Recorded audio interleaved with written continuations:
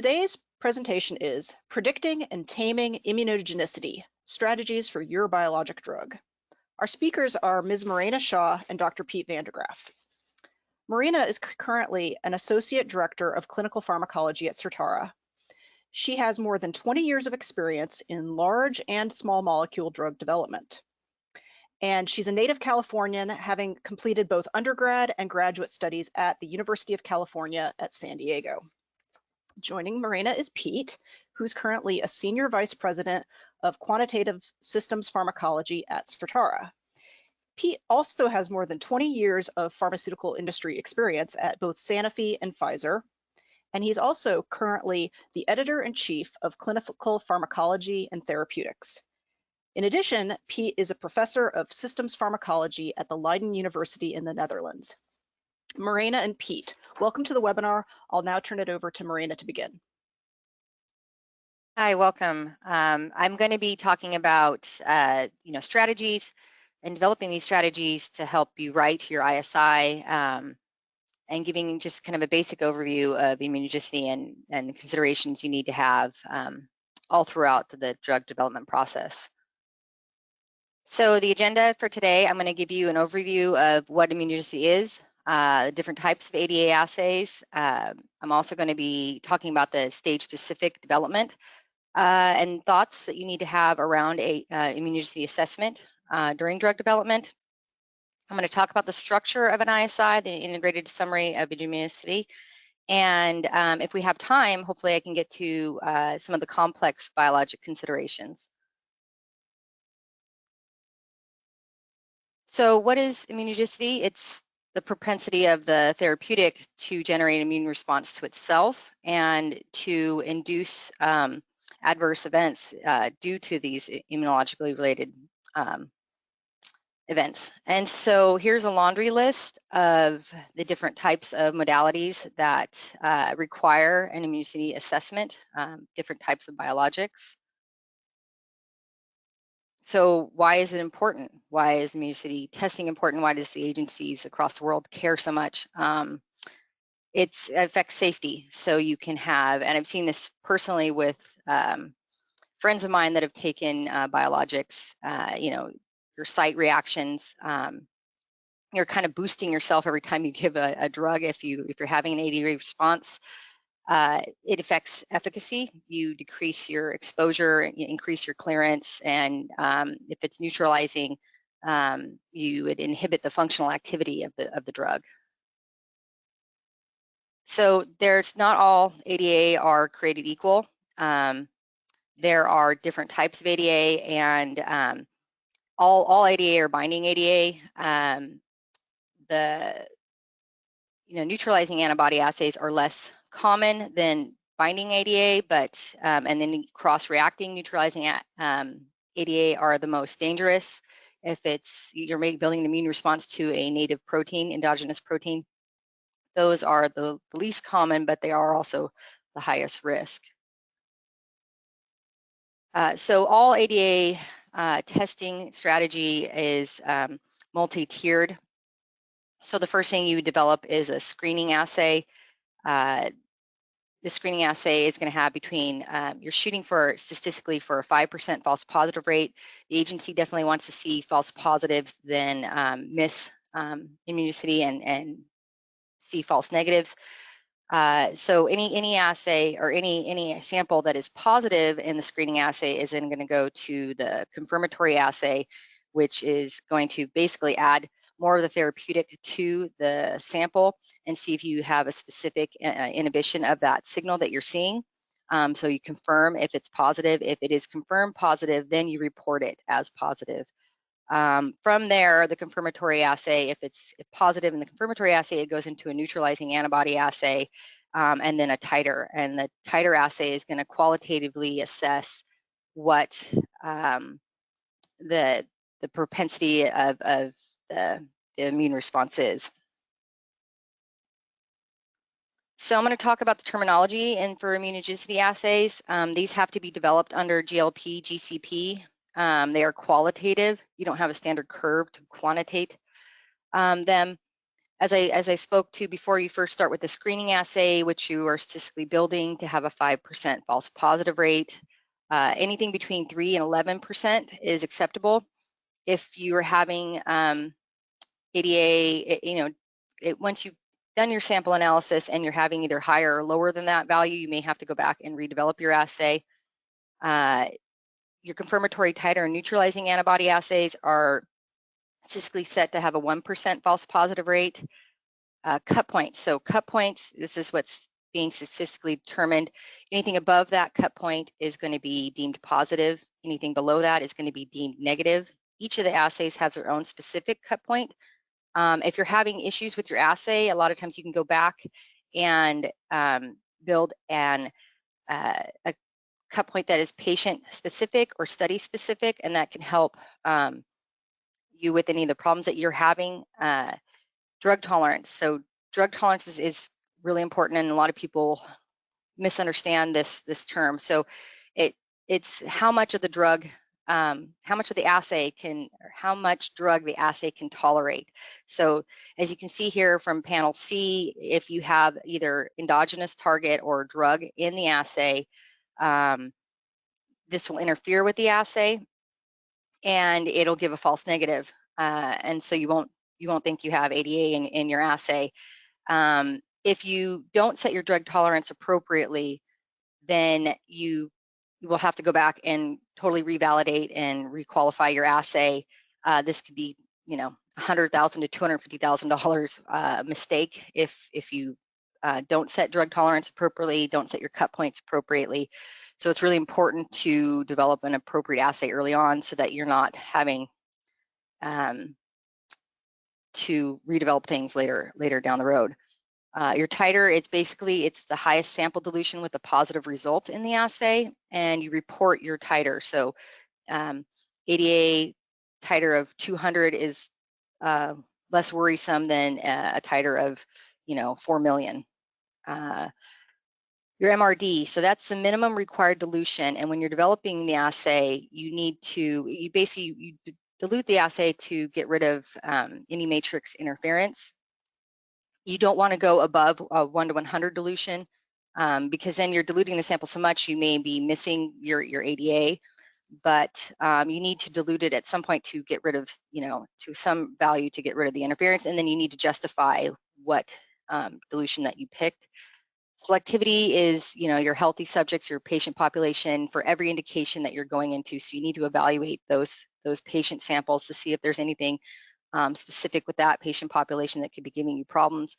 And then sensitivity, you're looking for at least 100 nanograms per mil sensitivity, according to guidance. Yeah. There you go. Okay. All right. So there's different ADA formats out there, and these have been developed to help achieve the drug tolerance that you're looking for. If you're having to dose, 100 micrograms per mil at your trough in order to see efficacy, you're going to have a hard time achieving your drug tolerance. The standard is just an acid dissociation assay, usually done on MSD. The ACE method is basically washing off some of that drug. Same with the magnetic bead method. A PANDA method is a newer method that's been developed. It's also patented, so you need to buy a license, and not all bioanalytical labs have the ability to run this, but it's a fantastic way of achieving drug tolerance where you precipitate out the sample with PEG. So once you develop your tri-tiered ADA assay, plate-based assay, you need to figure out, usually around phase 2B, you would like to have an AB assay available, and definitely for phase 3. And the format that you select is going to be based on the mechanism of action of your target. So if you have a cellular receptor of any kind, the agency is going to request or want a cell-based assay. A lot of times you can piggyback off of your lot release assays that CMC will develop to help develop these cell-based assays. They're really complex. They're still done under GLP, GCP, and it can be hard to get these to work. And if you can get a non-cell-based plate-based assay, that's great, the competitive ligand binding assays, but that's typically, you can only justify those when it's a soluble target.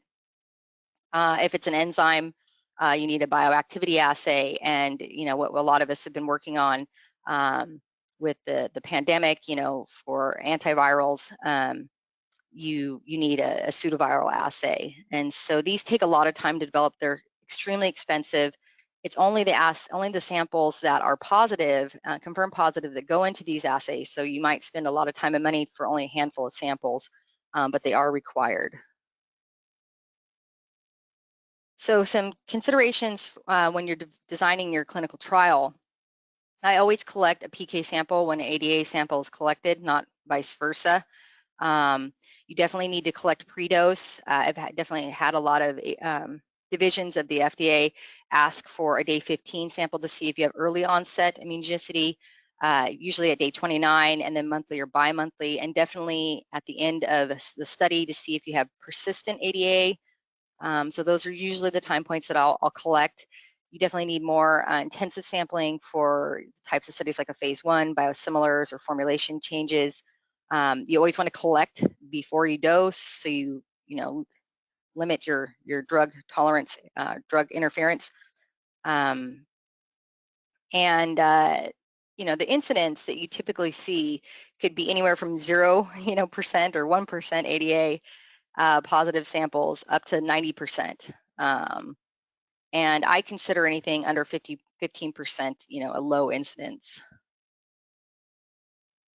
So this is a phenomenon I've seen time and time again, and I wanted to talk about is, immune tolerance. So if you think about the, autoimmune diseases, if you don't have autoimmune diseases against albumin, so the more you have of a protein in your system, the more you are going to have tolerance against that protein and not make an immune response to it.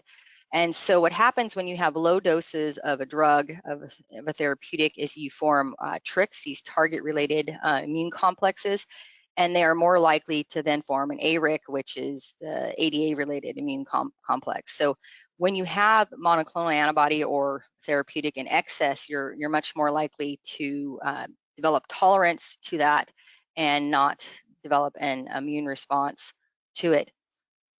As you can see here, this is some generic non-clinical and clinical data, and I've definitely seen this time and again.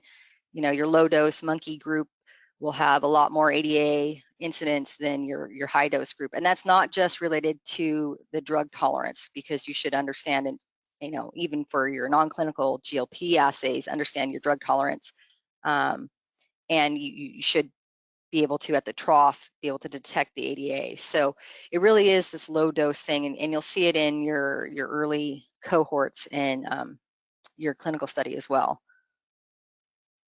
So I'm going to talk next about the stages of immunogenicity assessment. So you're thinking about and evaluating immunogenicity all throughout the drug development process. Yeah, I've always been taught that it doesn't translate between species, but if you have, and I've definitely worked on programs like this where you have a molecule that it has a high level of immunogenicity in your first animal studies, you're not going to be able to develop tox margins if the drug's cleared right away. So, even if it may be fine in human, you're never going to get there because you're not going to be able to build a tox program for it. But all throughout the process of drug development, you're going to be evaluating ADA, and the offices of the OBP and CDER are the divisions that review. So when you're submitting your IND, basically what you're going to be doing is, laying out any risks that may be inherent to the molecule, the modality, product-related risks, the patient population risks, and then trial design factors, the route of administration, drug tolerance, and your samples collection scheme. Are you taking dose holidays, things like that. It's kind of your planning. You're going to be reporting your preclinical immunogenicity, but you're also going to be telling them what your plan is, and you're going to be, getting an approval of that plan. And usually you won't have all your ADA clinical assays fully developed, but you're going to be telling them what your plan is.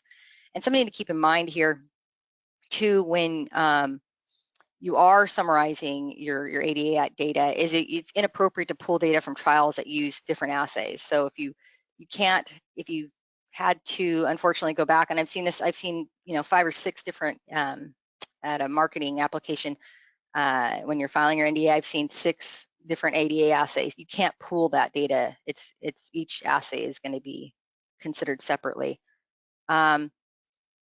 What you're going to be doing during a BLA and NDA is you're going to tell them what you did. Did you follow your plan to defend your assays that you developed, that they are informative. You're going to be giving a summary of all of the assays that you've done and the results, and how do those results impact, PK, PD, efficacy, safety. And then you're also going to be describing the traceability of the drug lots. Was there one drug lot that was more immunogenic than another? So victory, you've got approval. What now? The ADA assays in evaluation of immunogenicity does not go away.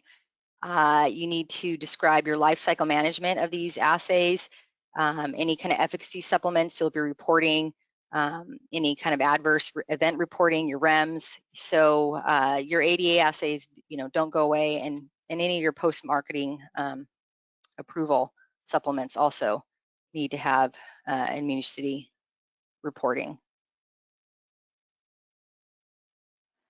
So what is an ISI? Basically, an ISI is all, the place where you put all your immunogenicity data. So throughout the ECTD, you'll have different places where we'll be detailing your immunogenicity summaries, but the ISI is where you put everything, and they're required. They have 4 key parts, and you have your analysis of your risk factors, your assay strategy, clinical trial design, your results, and then your REMS and conclusions. And I haven't really seen this in practice as much as I would like, but the agencies have asked that this be a living document. So as you're developing the drug, you are building and updating your ISI as you go along, not just writing it at the end. So I'm going to briefly go through the organization of the ECTD and what's in there. So 2724 is basically a brief discovery or brief description of everything. So, a little bit about the assays, the relationships of the disease to your immunogenicity results, your therapeutic dosing schedule and how that can affect immunogenicity. Also, what's clinically relevant. 253 is specific to the interpretation of the results. So your covariate analysis, your tabular summaries of your results. And then 5314 is the details of your validation and assays that were used across the different clinical studies. The ISI itself is added to section 5353 with the ISE, the Integrated Summary of Efficacy and Integrated Summary of Safety, ISS.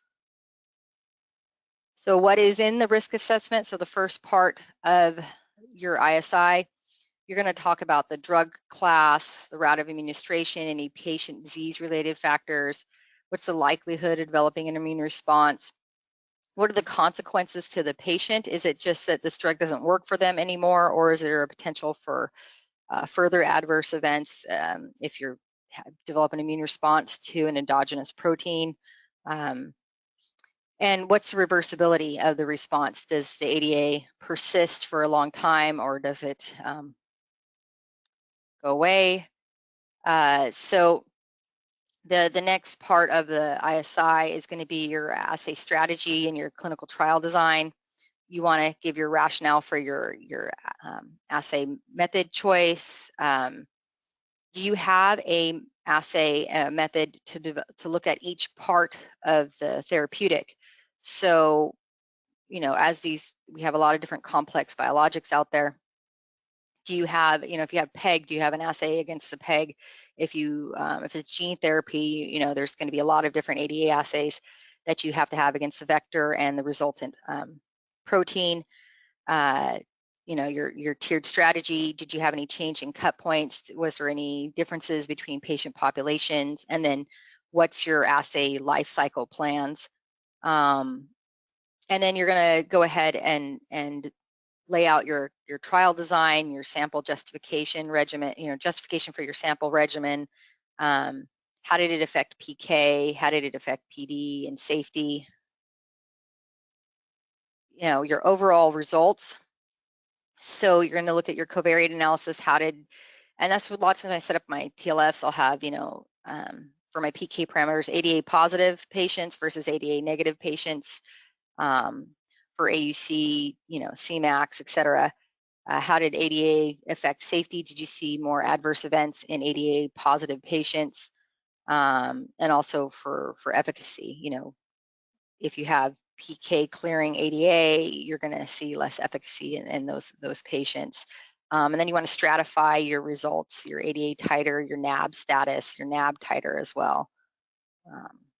And, for some of these things, say for like a molecule that has PEG, did you have pre-existing antibodies? What were your pre-dose positive samples? And then you want to, have the traceability of the drug lots. Was there any difference in the drug lots that were used throughout the development process? And then finally, the fourth part of the ISI is your conclusions and your REMS. How does the ADA impact the subject population? How are you going to manage risk? How are you going to detect immunogenicity going forward? Linking these adverse events to immunogenicity post-marketing is also required, and the FDA also wants to understand your life cycle management. Who's going to run the assay? How are you going to keep it going? What's the assay requalification schedule? And so that you have it available for post-marketing surveillance. So in summary, for ISI, have all the risks been identified and described? Were the assays appropriate to monitor your immune responses? Were the studies and sampling appropriately designed? What's the incidence and persistence of ADA? How did it correlate to your PK, PD, safety, and efficacy? How do you plan to monitor immunogenicity post-marketing? You want this to be a living document, and it's required. So it looks like we have time for the complex biologic considerations. I find this, for me, the most interesting part of the talk. So, all the different biologics out there have different considerations for immunogenicity. Monoclonal antibodies are the most common biologic that's out there. Obviously a fully humanized antibody, which is the most common type of antibody that's being produced now, definitely lowers the risk of inducing ADA. But the mechanism of action of the therapeutic also plays into how you're thinking about, a monoclonal antibody. Is it immune suppressing monoclonal antibody, or is it immune stimulating, modulating antibody? So, and how is that going to affect your incidence of ADA? From the literature, immune checkpoint inhibitors, which are, stimulating the immune system, they tend to have a low incidence of ADA. So, from what I've seen, just because you're stimulating the immune system, you're not necessarily getting a higher incidence. And I think it comes down to more about how immunogenic that monoclonal antibody, the CDR region, is for patients. And definitely, B cell depleting definitely have low incidence of ADA. For ADCs, you have to think about, the agency wants you to be looking at all components of the ADC. And so you might have to have multiple assays for evaluating immunogenicity for an ADC. You want to think about the linker. From the literature I've looked at, the hapten-like structures the linker structures don't appear to be increasing the immune response. But something else you have to think about with ADCs is, you know, the critical reagent of the drug itself can lead to problems when you're developing the assay. So you have increased hydrophobicity, you could have aggregation and stability issues, and so you have a hard time developing an assay to this molecule. So it's, you know, something to think about. So endogenous proteins, these are whenever I'm working on either fusion protein, like FC fusion protein, or endogenous proteins, they're the most risk. And you know, historically there have been issues with, you know, with EPO is a famous one, where you can have, you know, devastating consequences to either healthy volunteers or patients. You know, the risk is, it doesn't happen very often, but when it does, it can be quite devastating. And so with this, you're going to have a more thorough and thoughtful immunogenicity strategy, evaluation strategy. You need to think about the patient population. Is the protein absent? Is it truncated, or is a new epitope being generated that may be immunogenic to this patient population? You want to do frequent monitoring, and then even domain mapping of the ADA response, which part of the molecule is causing immunogenicity. Fusion proteins is basically the same thing. You know, you just have the IgG region, which, you know, you're not going to typically have an immune response to the IgG region. It'd be to the linker or to the fusion protein itself. And you want to make sure your AD assay and the anti-idiotypes that you developed, you know, for your positive control in the ADA assay are specific to the active region of the protein. Peptides are, you know, tend to be less immunogenic because they're smaller. Anything above 40 amino acids filed under a BLA, anything under is filed under an NDA. You know, you got to think about the size, the structure, the modifications. If it's conjugated to PEG, you're going to need an ADA assay against the PEG itself. And you got to think about, you know, aggregation, same with the ADA or ADC. You know, how is that critical reagent is going to be onerous to develop an ADA assay. So when I think about gene therapies, I think I'm going to be developing a lot of different ADA assays. You need to have, you know, a 3-tiered and or, you know, plus NAB against all the different, you know, the vector, the cargo, and the resulting therapeutic. So, you know, there's going to be a lot of ADA assays. You want to start this early and resource it appropriately.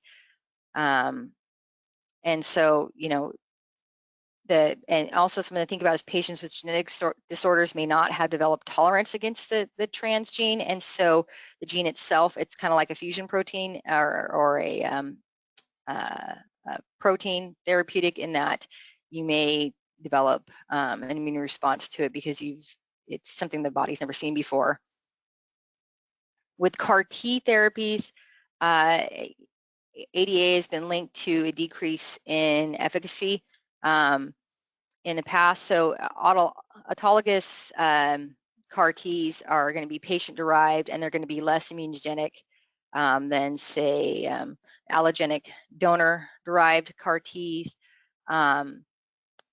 The risks are inflammatory reactions and tox, and you usually see the immunity against the transfected receptor, and it has been linked, as I mentioned, as a high risk factor for not having efficacy in the patients. I have seen both plate and cell-based assays being developed. So not like a NAB assay, but you would actually, your ADA assay would be flow-based, and it would be a cell-based assay for ADA. You're going to have, you know, you may not meet guidance with this in terms of, you know, your percent CVs. So you're going to have, you may have to have a larger window for acceptance criteria. You have to develop a cell line. The benefits of having a cell-based assay is that you have the whole tertiary structure being expressed as you would expect. versus a plate-based assay, you could have aggregate formation. The extracellular receptor that you developed as your target can be insoluble. And you have to label your reagents here, and that could mask the epitopes. So cell-based, there's benefits to both the cell-based and a plate-based assay, and you have to figure out what's going to be best for your program. Oligonucleotides, they're still required to have an ADA assay and immunogenicity assessment. They tend not to be very immunogenic, and a lot of times they're delivered to immune-restricted sites, say for like Macogen, but they're still required. You're still required to have some kind of immunogenicity assessment for oligos. So in summary, if you build and develop appropriate ADA assays early in development with good life cycle management, your life will be a lot easier when you're writing your ISI. You're not going to have 6-7 different ADA assays, hopefully, to try to explain, the journey that you've had at developing or assessing immunogenicity. You want to think about stage appropriate considerations for immunogenicity assessment, your drug tolerance, and you don't need a NAB assay for phase 1 or even phase 2A. You want to see your proof of concept before you go and spend the $250,000 on a NAB assay. But you also want to make sure your trial design is assessing immunogenicity appropriately. You don't want to come back and have to do intensive sampling in phase 3 because you didn't do it appropriately in phase 1. And to think about your ISI as a living document to be developing and writing this as you develop your drug.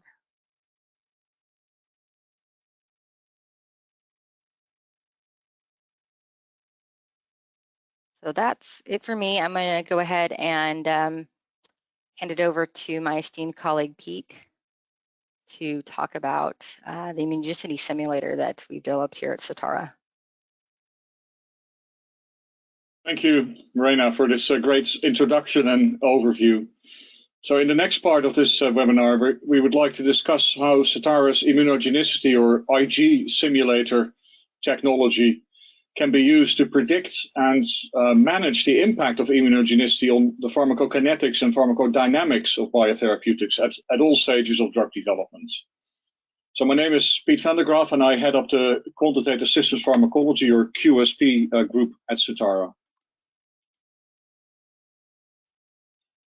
So in a recent FDA survey, shown on the left, of over 100 biotherapeutic products, it was found that the incidence of immunogenicity was nearly 90%, with efficacy being impacted in almost half of the cases, presumably due to reduced exposure of the biotherapeutic due to neutralizing antidrug antibodies, or ADAs.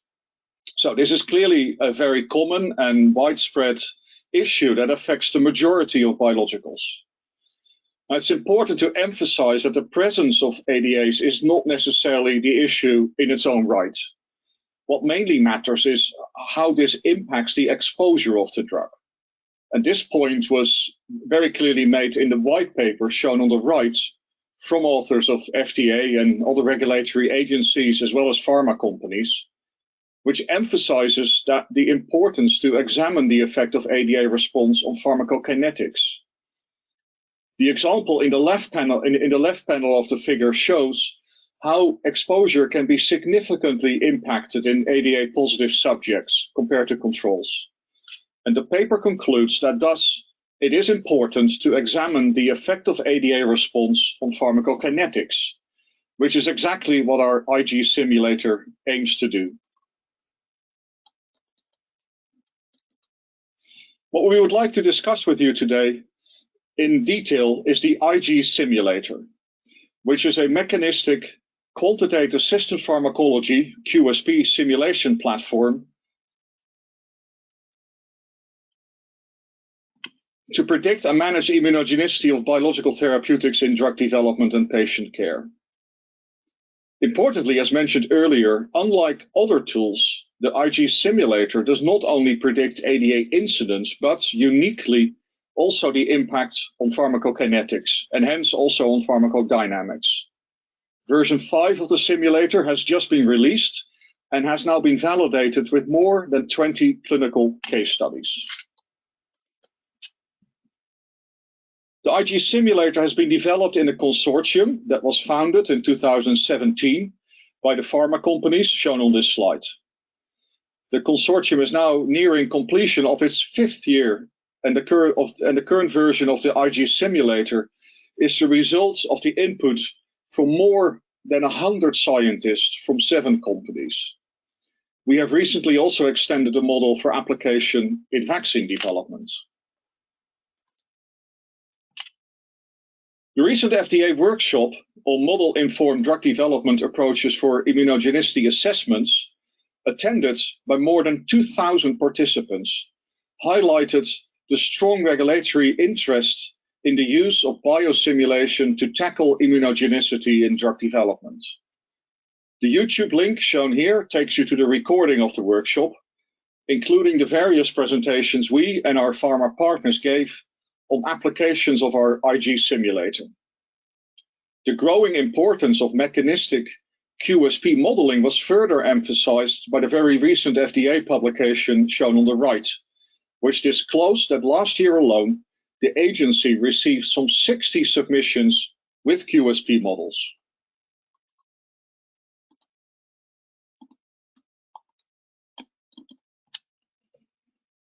This slide summarizes the evolution and development of the IG simulator over the last 5 years. We started with an existing model developed by Pfizer, which was integrated into a physiologically based pharmacokinetic, PBPK, framework, as shown on the right, and on the other side, coupled to bioinformatics input modules to feed protein sequence analysis and population frequency allele databases into the simulator platform. The full model has been integrated into a bespoke, user-friendly QSP editor software. This slide summarizes the biological scope of the IG simulator, with screenshots from the actual software. The model contains all the relevant components of the human immune system, such as T cells, B cells, dendritic cells, IgG and IgM ADAs, and their immune complexes, and long and short-lived plasma cells, all embedded in the PBPK framework I mentioned before, which includes plasma, vascular, and lymph compartments. The simulator can integrate a variety of inputs and data sources, ranging from bioinformatics and in vitro assays to population data and ultimately actual clinical data. The main output from the simulator are virtual trials, which simulates ADA response and the impact on pharmacokinetics in individual virtual patients. These simulations can be used to actually predict, but also interpret results from actual clinical trials, as shown, for example, for the reference monoclonal antibody adalimumab on the right.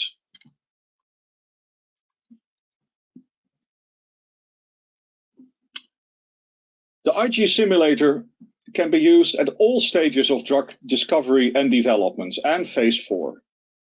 Let me just briefly illustrate one potential, very exciting and new application in the design of clinical trials for immunogenicity assessments.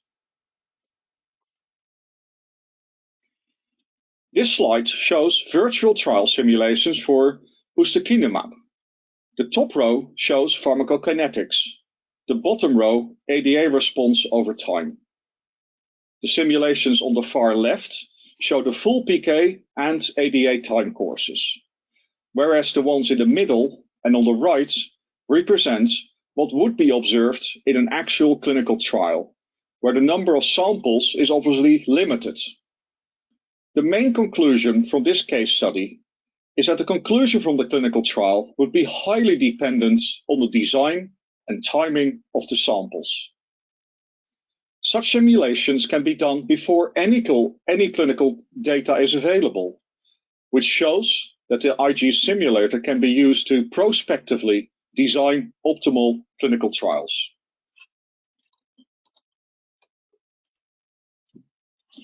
In summary, the IG simulator can be used to support and expedite the development of biotherapeutics. As far as we are aware, it is the only technology that can predict the impact of immunogenicity on pharmacokinetics. It can be applied from preclinical research, early and late-stage development, and phase 4. A specific application is the prediction of immunogenicity in specific populations, such as elderly, children, and ethnic groups, and the impact of covariates, co-medication, and dosing regimen. Emerging novel applications of the IG simulator includes biosimilars and gene and cell therapies. At Certara, we can offer a range of options to support the specific needs of your programs, which includes a so-called rapid pre-first-in-human risk IG assessment. We are, of course, more than happy to discuss this further with you, and I would like to close by thanking the many people and companies involved in the development of the IG simulator, and I'll hand it back to Suzanne for the question and answers. Thank you. Thank you so much, Piet and Morena. It's a really educational webinar, and like Piet said, we'd love for you to put your questions into the questions panel for our esteemed speakers. So Piet, can you let us know what type of modalities the IG simulator has been validated with? Yeah, absolutely. So far, as I mentioned, we have now validated the platform with probably close to 30 clinical case studies, and the majority of those were monoclonal antibodies, proteins. We have now started to look at bi and multi-specifics. In the last year, we have also obtained a different kind of validation using the platform to develop programs for COVID vaccines. And we have now started to kind of look into applications into gene therapy specifically as well. Great. Got a question for Morena. What is the natural incidence of anti-cytokine, or sorry, what if when you're doing an antidrug, an IG assay, the natural incidence of anti-cytokine autoantibodies exceeds 5%? That is a tough question. You would just have to report it as, this is our natural incidence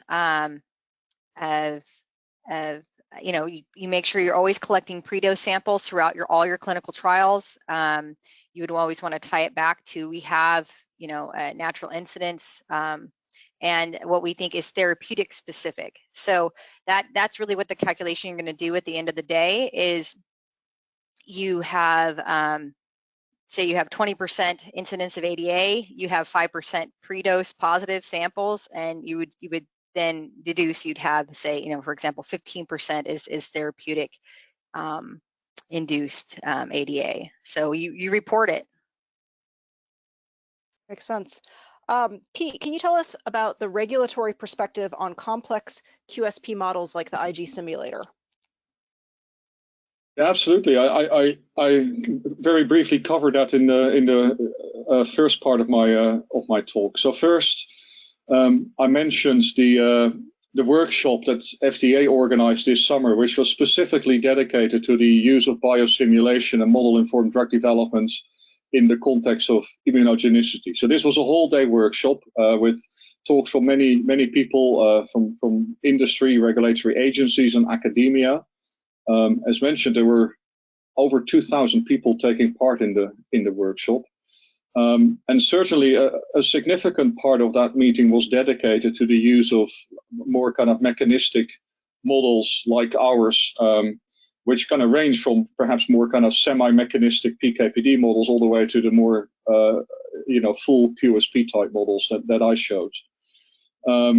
We have certainly been interacting with FDA and other agencies on a fairly regular basis and keeping them up to date in the development of our IG simulator. And also in a more general sense, I showed the very recent paper from FDA where they gave an overview of regulatory application of QSP modeling.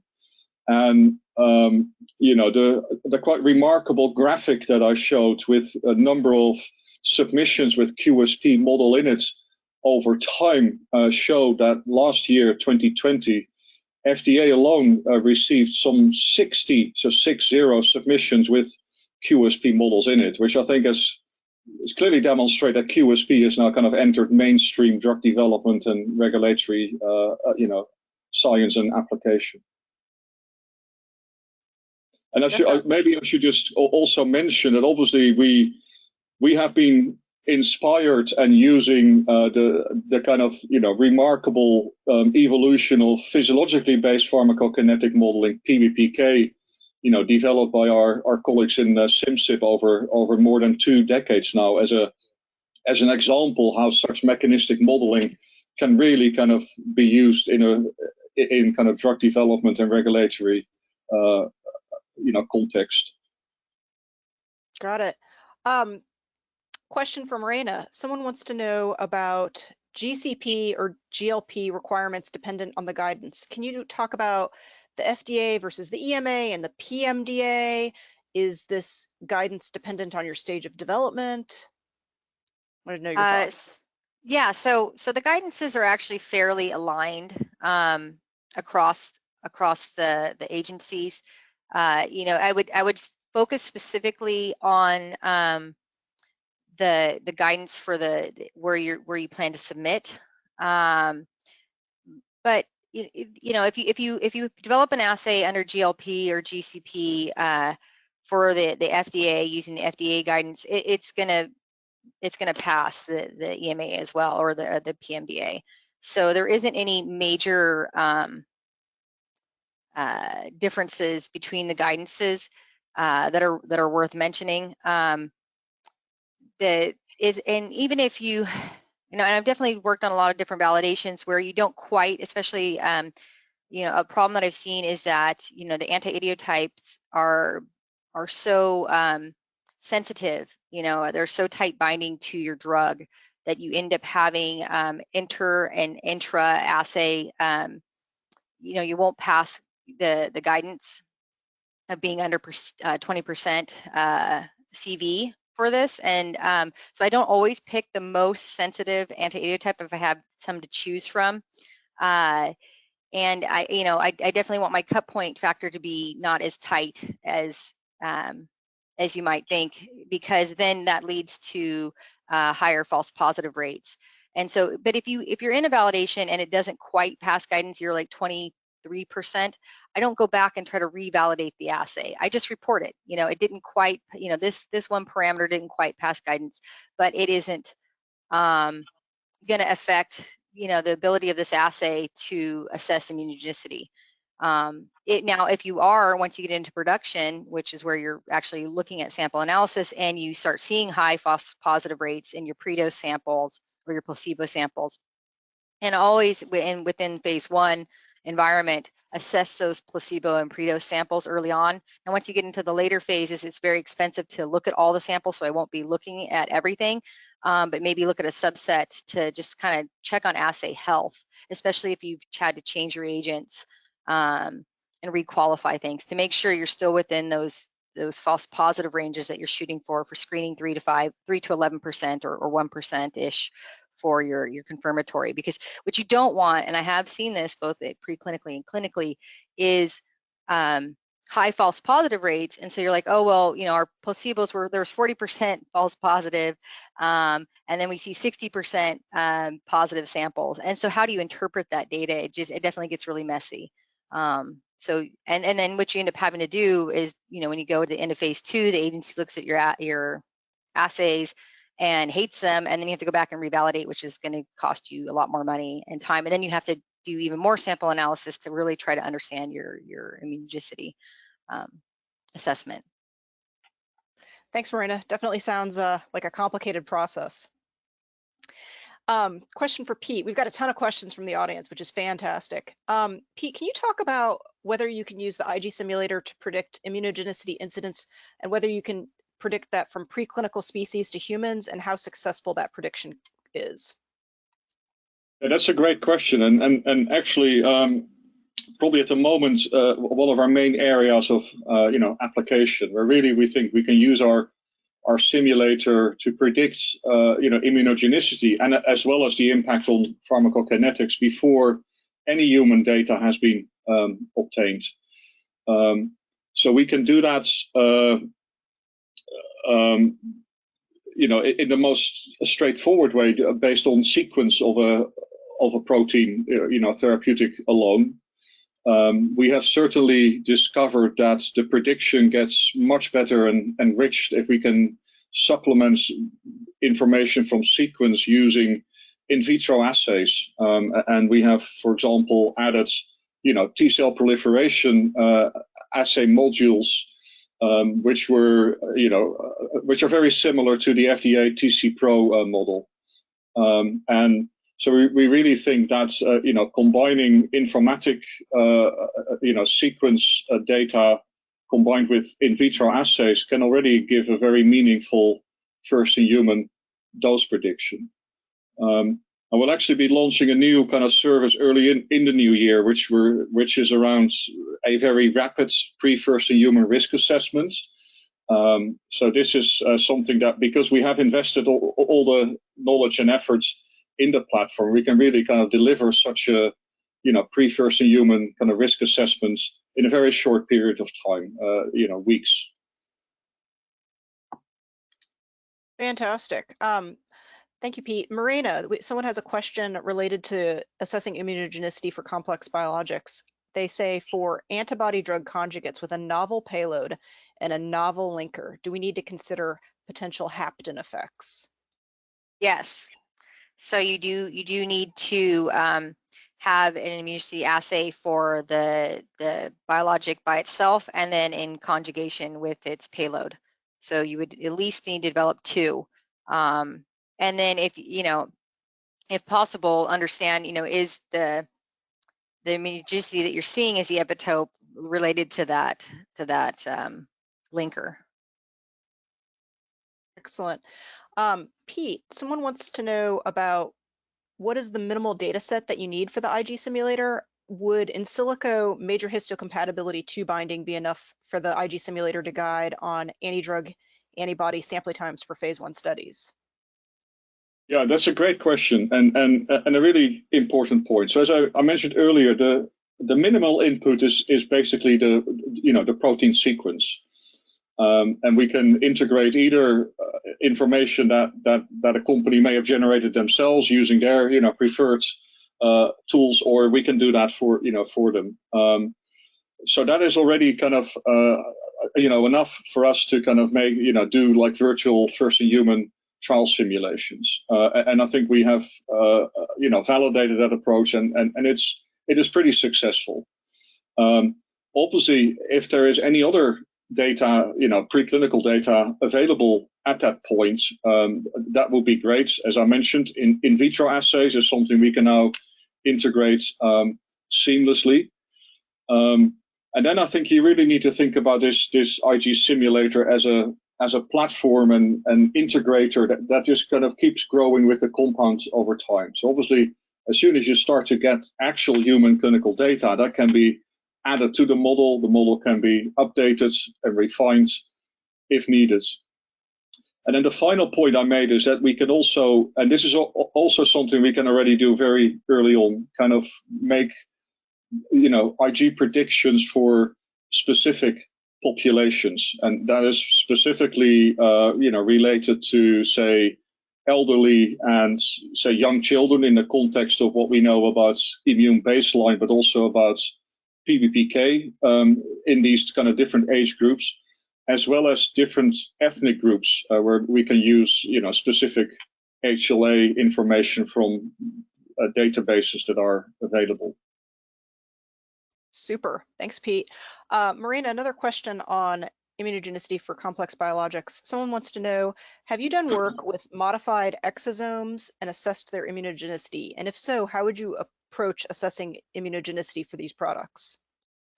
So I don't have any experience in this topic, but I would try to approach it as I would any other biologic. And in that, you know, you would build an anti-idiotype to the target and try to develop an assay for it.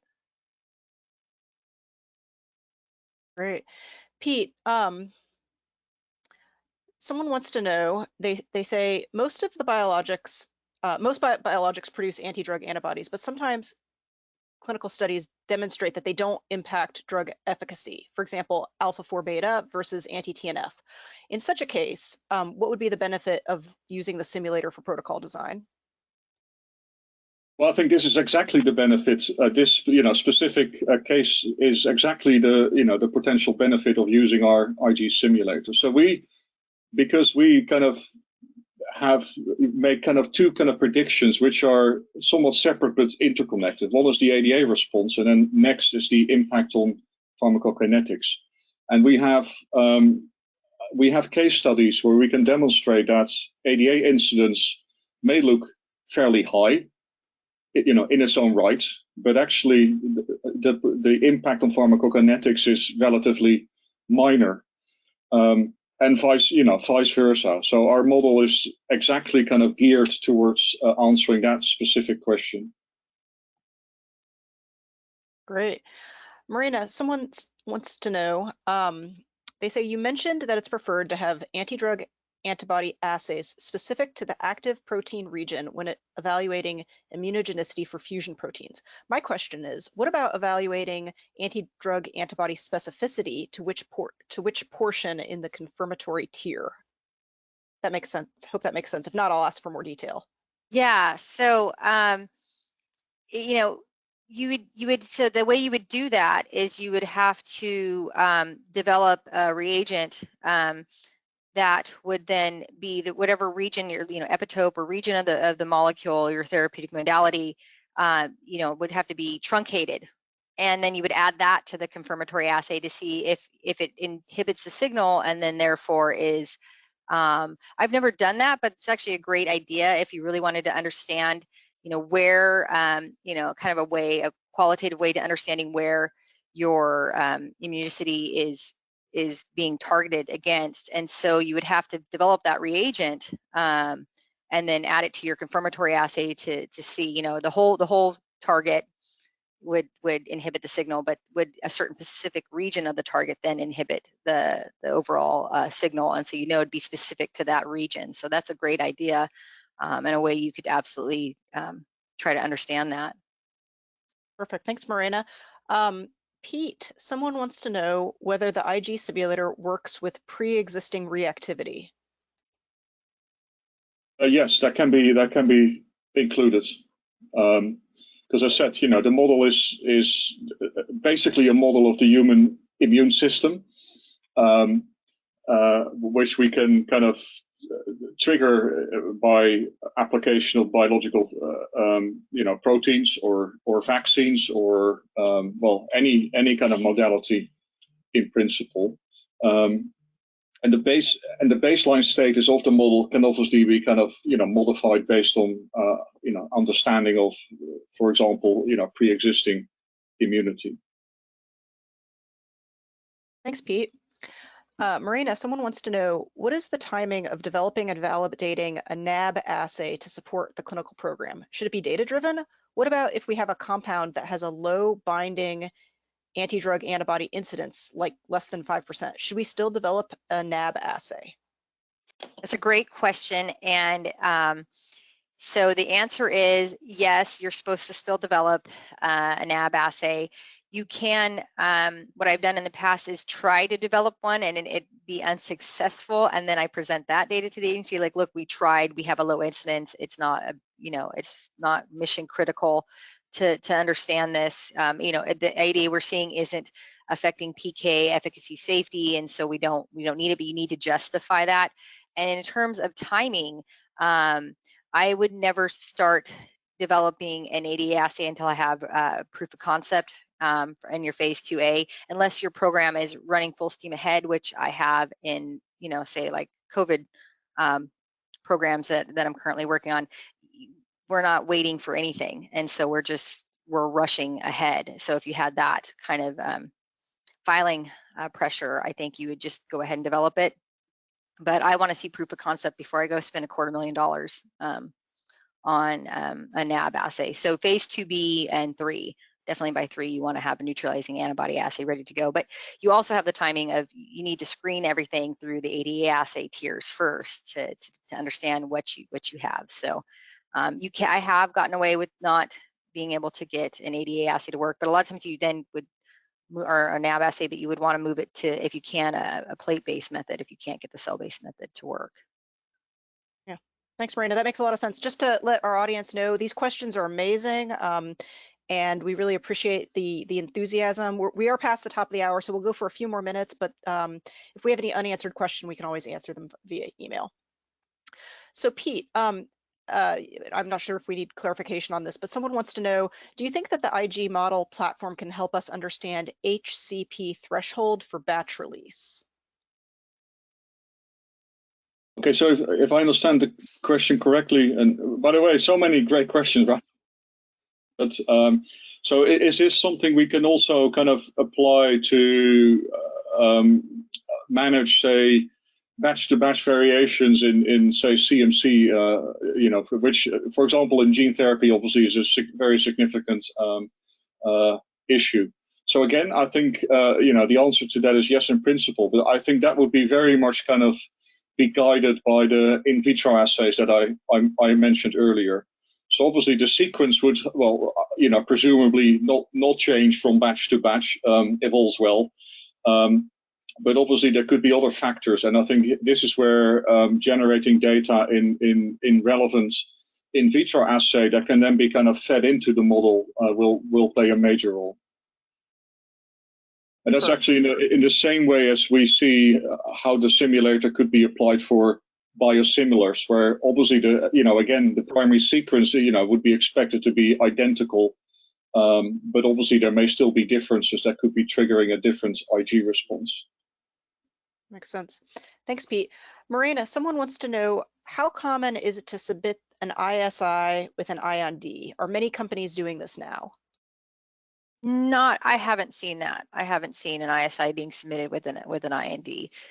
Usually it's once you have your IND submitted and approved, then you could start, potentially developing your ISI. But most of the time, the best I've seen is it starting to be developed after your phase 1 trial and going into phase 2.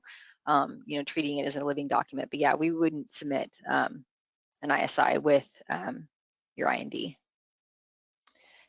Piet, someone wants to know if the IG simulator takes into account homology to the human proteome to try and predict the influence of tolerance. What about the presence of, I hope I'm saying this right, trigatopes? Okay, I'm afraid I have to pass on that question for now. Okay, we can. Morena, if that means anything to you. Yeah, I don't. I mean, I don't know. I don't think the simulator would probably have that kind of complexity. No, the human genome and it's kind of like maybe the in silico, the regions and sequences that are going to trigger immunogenicity more than others, and take into account the human genome, like anything that's similar to albumin, I guess, wouldn't trigger a response. So probably I'm assuming the simulator isn't that complex at this stage. Not in the current form, but obviously, the question is around, okay, can we apply different methodologies to analyze the sequence? And, obviously there's various approaches out there. We use probably the most commonly used one across industry, which has been around for a few years, but obviously there's quite a lot of, scientific evolution in that space too. So there's nothing stopping us in principle to kind of integrate such novel approaches as feed into the model. But at the moment, we use a fairly conventional tool. Fantastic. Thanks, Piet. We have one last question, and then we're going to wrap it up. Morena, someone wants to know, or sorry, this is the last question for Pete. Can the IG simulator predict human immunogenicity for pegylated proteins? Yes. Yeah, we have case studies based on that, yes. Fantastic. Well, thank you so much, Pete and Morena, and thank you so much to our audience. Those questions were amazing, and I think our experts did a beautiful job answering them. And so on behalf of Certara, I'd like to thank you for attending today's presentation. This concludes the webinar. Goodbye and have a great day.